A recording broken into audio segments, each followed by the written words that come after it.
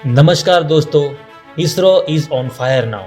अब इसरो आग से खेलने जा रहा है।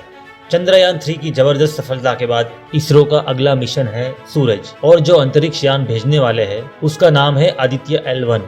और ये भारत का सूरज की स्टडी करने के लिए पहला मिशन है।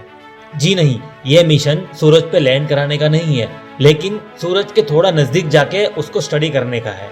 दोस्तों, फिर से स्वागत है आपका सत्यवचन में। और इस वीडियो में भी हमेशा की तरह शॉर्ट और सिंपल लैंग्वेज में इस मिशन के बारे में जानकारी मिलेगी, तो बने रहिए वीडियो के एंड तक।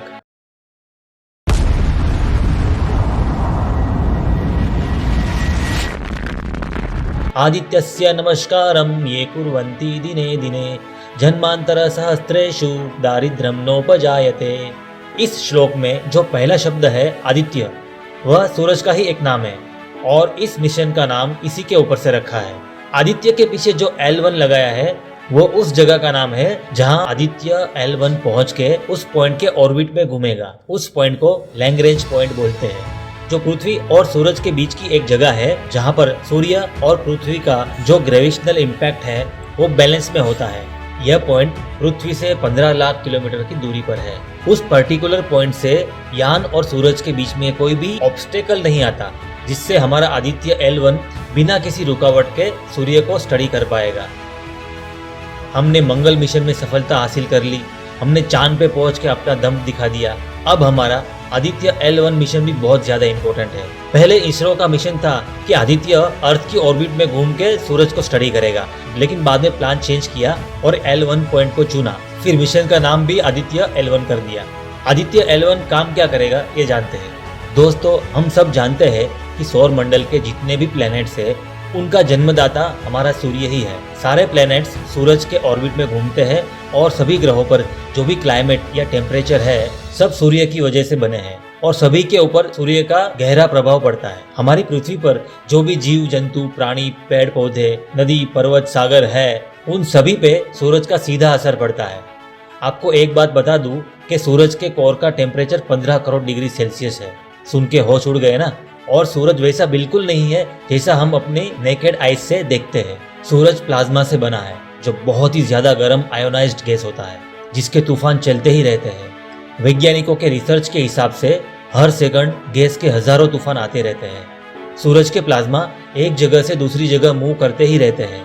उसके पार्टिकल्स सूरज से इजेक्ट होते हैं और अंतरिक्ष में काफी दूर तक जाते हैं। सूरज के सरफेस पर हर सेकंड हजारों विस्फोट होते रहते हैं, जिसको टेक्निकल भाषा में कोरोनल मास इजेक्शन कहते हैं। सूरज की एक विचित्र बात यह है कि सूरज के कोर का टेम्परेचर 15 करोड़ डिग्री सेल्सियस है। उसके सतह का टेम्परेचर 6000 डिग्री सेल्सियस के आसपास है।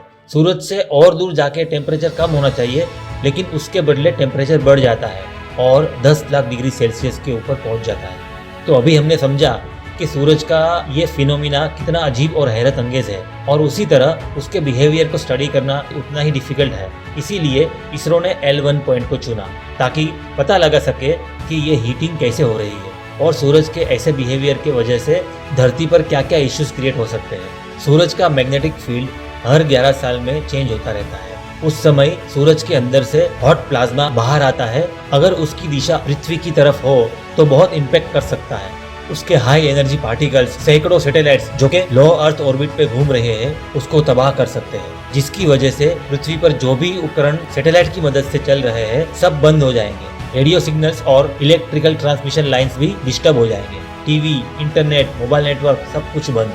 आज के समय में सब कुछ इंटरनेट से चलता है, तो सोचिए कितनी तबाही मच सकती है।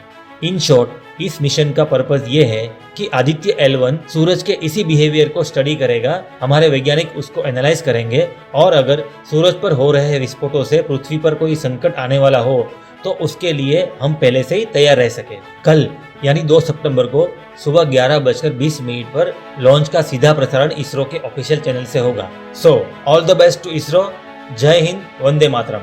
वीडियो पसंद आई हो तो लाइक कीजिए और चैनल को सब्सक्राइब कीजिए।